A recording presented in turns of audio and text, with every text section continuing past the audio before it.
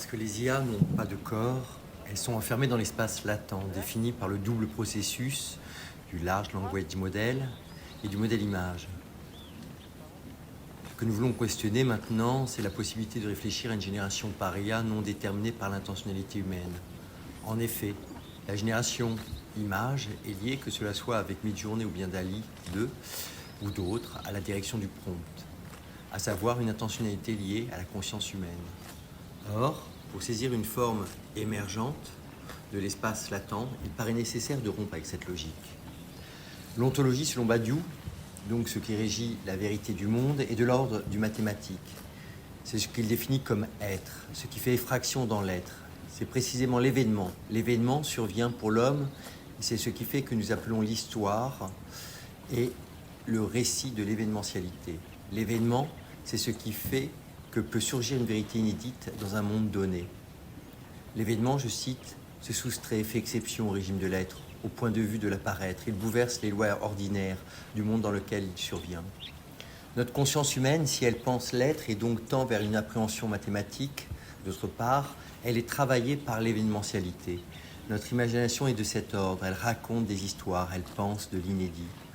Notre relation avec les IA à travers le prompt implique donc la majorité du temps une pensée qui tente d'introduire une forme d'événementiel dans le prompt, à savoir l'énoncé qui va déterminer le processus du LLM. Nous sommes hantés par la question de l'événement, car nous agissons dans un monde intersubjectif où ce sont des sujets humains qui agissent. Toutefois, les IA ne possèdent ni corps, ni forme intersubjective impliquant des événements.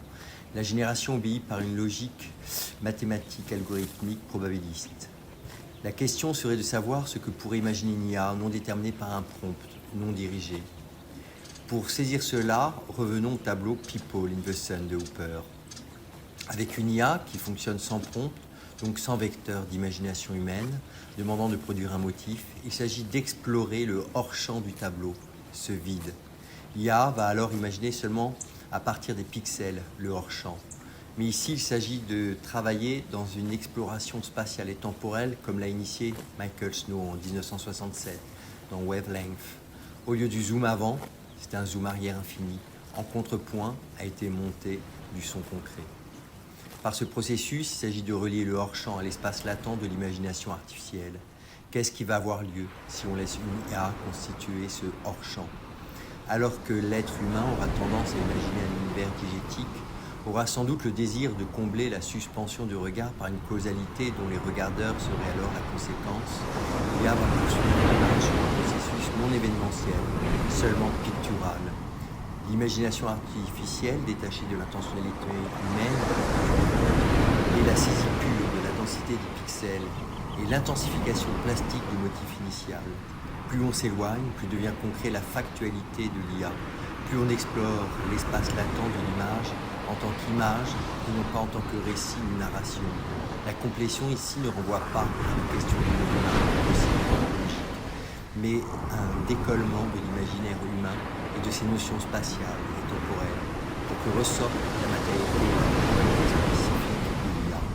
On peut dire, pour finir, que le seul événement est celui d'une imagination artificielle.